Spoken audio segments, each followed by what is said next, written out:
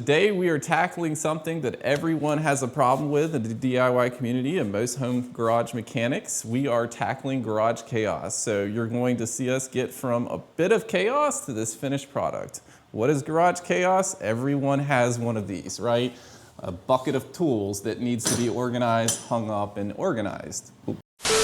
Have the latest and greatest from Wall Control. And in fact, we bought a little bit more than we were probably supposed to.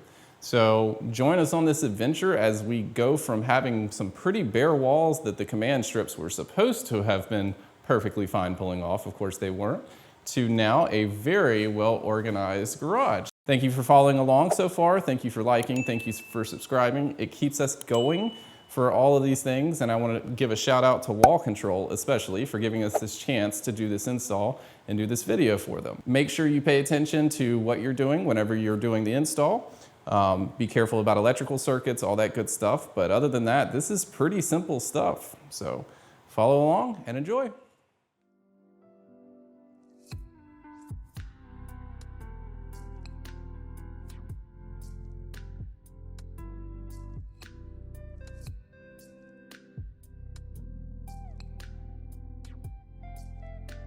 All right, so we've got our first little panel up. I've gone ahead and put one of the attachments on here just to kind of play around and see what it's like. But as you can tell, I've taped on my wall.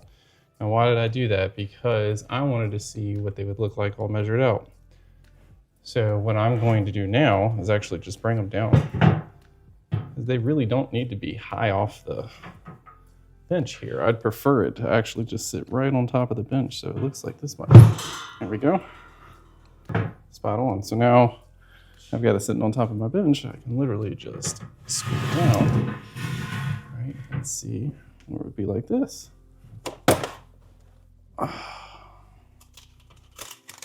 That's pretty close.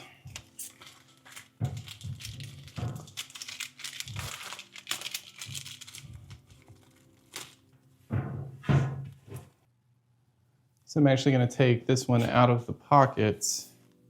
Wow, not out of pocket. I'm going to take all of them out of the package now at this point, so we can see what they would look like if they were lined up.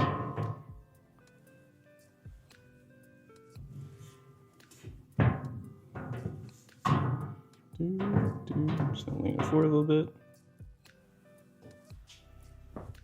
Just going to flatten it out against the wall. Go ahead and we're going to do, just going to kind of trace around in there. Again, same thing. Well, actually, take your tape off first. That'll probably help. It's not actually a bad idea. Take the tape, get it centered. That should keep it held, so you can at least get your holes done. Again, so I'm using the bottom of my desk here as a reference point for how I want these mounted, because I mean, I want it to be optimal with the desk anyway. 1 mark, 2 mark, 3 mark,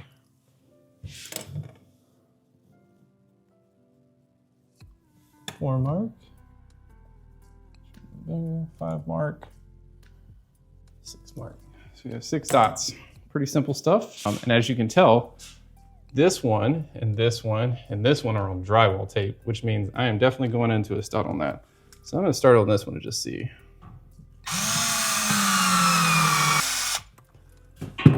So they're saying that I should be able to take this anchor now and go right on in. Take this off actually, so I don't hit myself.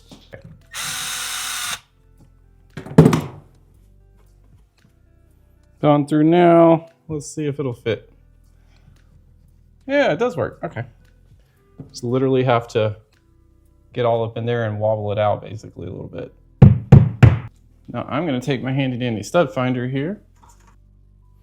Okay, so got my handy dandy stud finder here. I come over.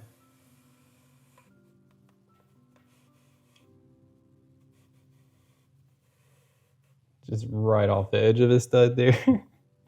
Oh, I couldn't have started it any other way. No electrical wires though, so that's good. I'm sure this one is going to be on a stud. Take your anchor, wiggle it in there until it goes most of the way in.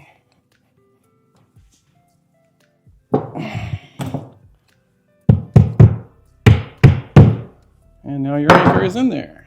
And do the next one. Same thing. I'm going to take the same screw I've been using. Maybe. Oh, there it is. Go for this one. Hit the next one.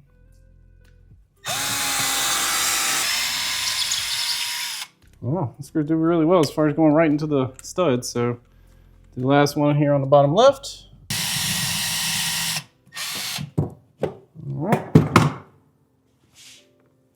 So it looks like we had to use 2 anchors and the rest hit stud. So now for the fun part, let's put this bad boy up there. Make sure your handy dandy wall control logo is facing upwards.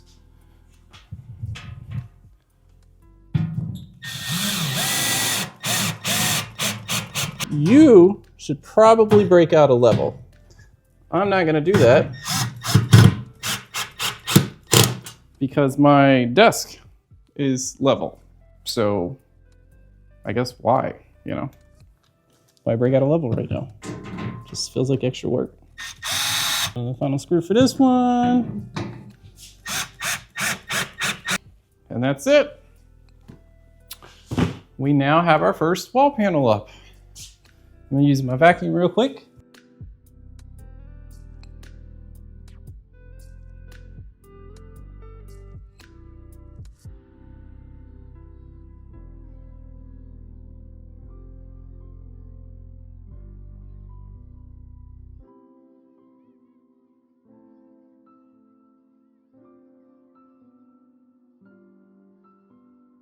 I have an electrical outlet here. I'm gonna go ahead and do this one on the left.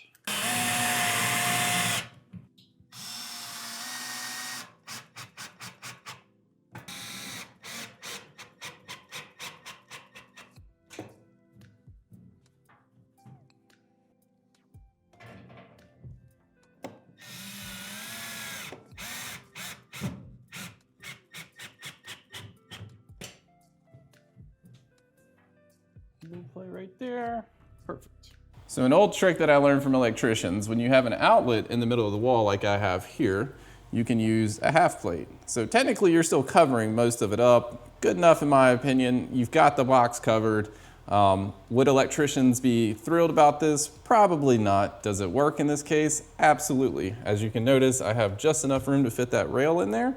And then also my hole at the top is good. So at that point, we can just run our extension cables wherever we want. We have these gaps in the top and we have them at the bottom as well to run cables out of. So you can solve your power issue with a right angle flush power cable that runs down and sideways, or sideways that way. Either way.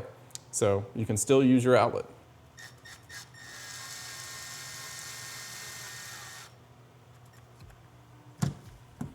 Good enough. As I was saying, the box is covered enough. Technically, to me, this feels like it's good enough in code, although technically something can go into the side. This is all going to be covered, so for me, this is safe enough. I feel completely safe doing this, and I thank the electricians that taught me that trick. All right, so I'll move on to the next one over here and button them all up, and then this thing is good to go. So as you get close to bottoming out these screws, torquing them to spec basically, or torquing them down, you're going to run into an issue with most of your screwdrivers because those are some pretty thick screws. So what you need is an impact or something of the like, something similar that'll just drive them home that last few little millimeters, I guess, into the wall, because you want it to be nice and secure. So what you might experience in some of these is this, right? So you think you have it in there, it feels like it should be tight, but it's not. So if you look at these are a lot more tight, right? And so if you look at these little horns on the side, or whatever you want to call them, the feet, if you bend those towards the metal itself, so if they're like this, if you bend them like this, then they're going to naturally press up against the metal to keep that more secure. So I'll go ahead and do this one for an example. I'm going to take this one out, down, and so what we're going to do is take our handy dandy pliers here, And we're literally just gonna bend kind of downward, right? So same thing on this side, just bend a little bit down. You're not hurting anything. So now we're gonna take it and put it back up in there. So we kind of angle it in like that, come in, and then press down, and it kind of rides in that little tray there. Look at that. All fixed. All right, so people are probably going to wonder how I ended up with a monitor on the wall. So I have your typical $20 Amazon bracket. They're all pretty much the same, as long as it can extend away from the wall here. And then the universal bracket that Wall Control sells. Just reverse the bolt and the nut, and you've got a pretty solid option. I mean, it's got a little bit of flex, but you shouldn't be moving around your monitor or your TV too much. So this to me is a viable solution for what I have out here. So let's talk about accessories. I got the whole, I think it was a 13-piece accessory kit that they sell, and it includes things like this little handy dandy silicone spray and some other things. I bought the box. I went ahead and got some extra rails and such. Everything for the most part has been pretty good. I'm not thrilled that without a bunch of weight, this tends to move around even on the brackets like it's supposed to be. And the bends, while they're nice, I mean, I feel like that probably could have been a little more secure than, I mean, you pretty much just move them around real quick. The picks, great, unless you have an odd angled pick, obviously, as you can see that I have right now. The can holder I think is lovely, and I love the idea that you can add on more brackets to the front of these. From a holder standpoint, this works good for the ratchets. If you've got the anvil on, of course, it will slide off if you just leave it hanging like this eventually, so watch out for that. Overall, the rest of the brackets and everything, I really don't have any complaints about those. The shelf, great. I mean, it's pretty solid on there. Same thing with this shelf over here. Everything's been pretty good on that. I did go ahead and buy the drill holder right here, which obviously you can tell I'm always working on cars, so that came in handy. It's been great. I really don't have any complaints about that. You have your battery just stuck in there like that. And then the miscellaneous little holder here is good, but I feel like there should be more variations of this that Wall Control makes. So not just a couple of holes and some slots, but like actually put some thought into what devices should be in here. So for example, like the pick set, everyone has one of these odd angle picks. So clearly there's a slot needed on the end or something like that so we can get these odd angles in. The rest of it's great, but for those odd angles, but what am I supposed to do with this at that point, right? So clearly I've just got it stuck in there right now. That looks terrible, but it is what it is. So from a standpoint of all the accessories though, I don't really have any complaints that would stop me from buying them again. So everything else has been great up here. So that's it. That's the accessories Wall Control sells right now.